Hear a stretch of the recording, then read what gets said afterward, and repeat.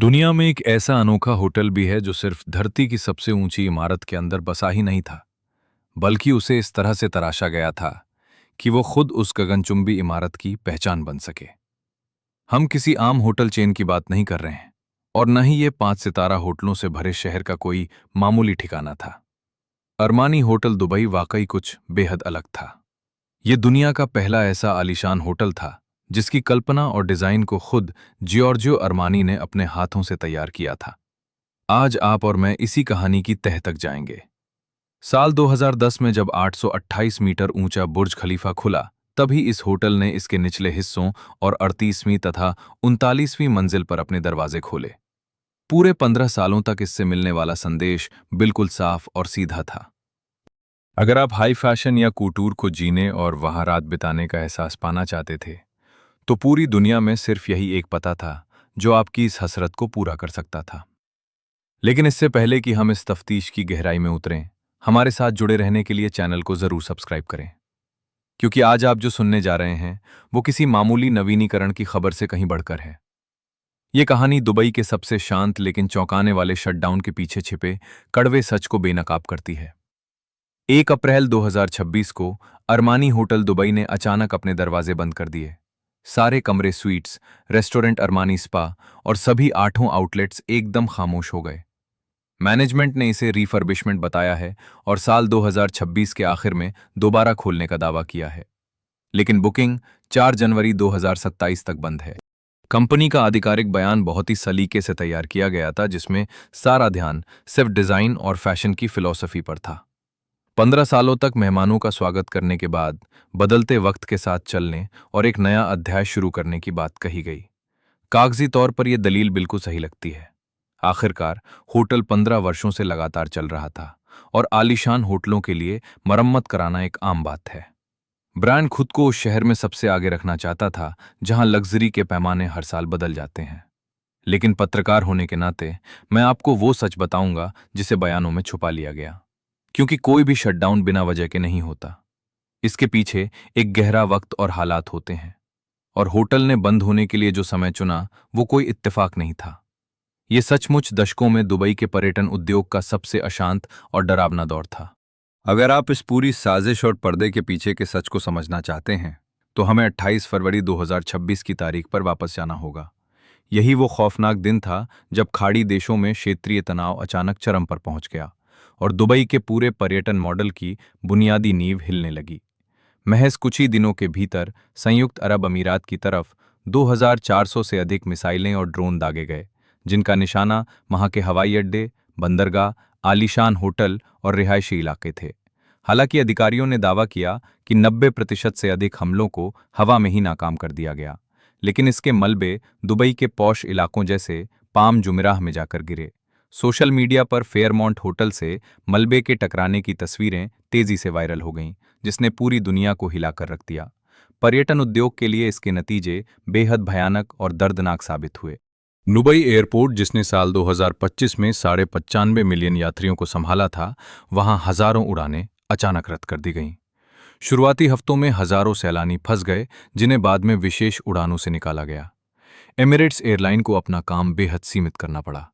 जो होटल कभी खचाखच भरे रहते थे, उनकी ऑक्यूपेंसी गिरकर सामान्य से सिर्फ 15 से 20% रह गई। इस गंभीर सच की पुष्टि ट्रैवल बुकिंग फर्म वीगो के chief business officer Mamun Hamid ने भी की।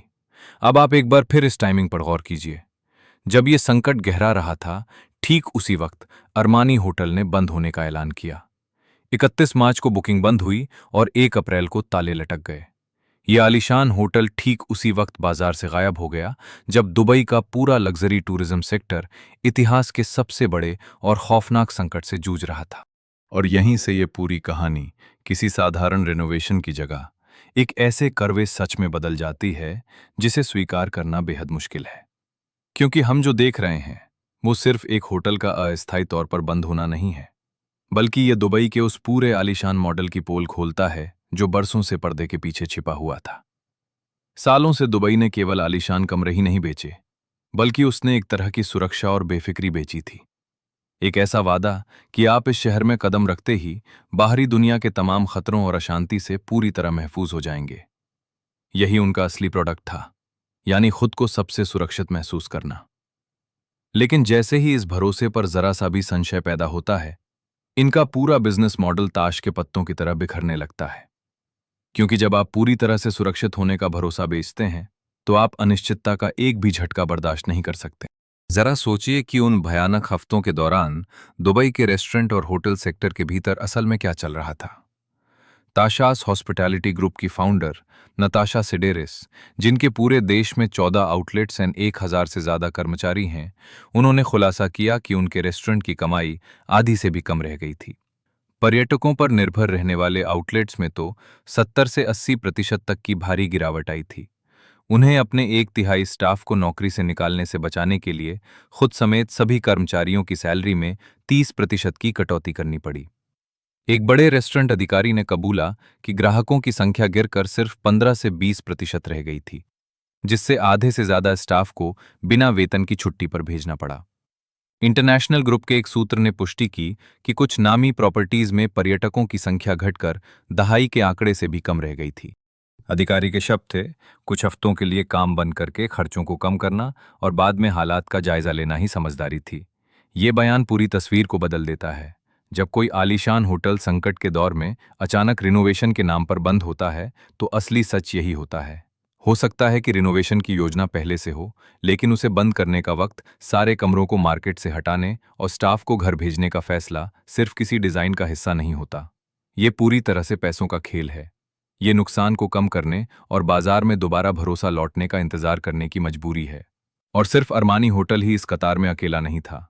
दुनिया की पहचान माना जाने वाला बुर्ज अल अरब भी अपने 27 साल के इतिहास में पहली बार पूरी तरह बंद हुआ और जून 2027 तक उसकी सारी बुकिंग्स रोक दी गईं।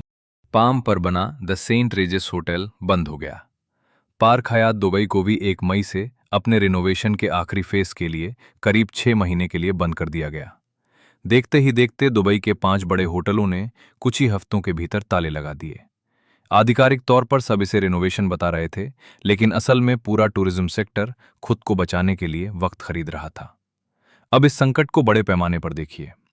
एयर डीएनए के आंकड़ों से पता चला कि 28 फरवरी से 29 मार्च के बीच, यानी सिर्फ 1 महीने में, यूएई में 2,26,500 से ज्यादा शॉर्ट टर्म बुकिंग्स रद्द हुईं।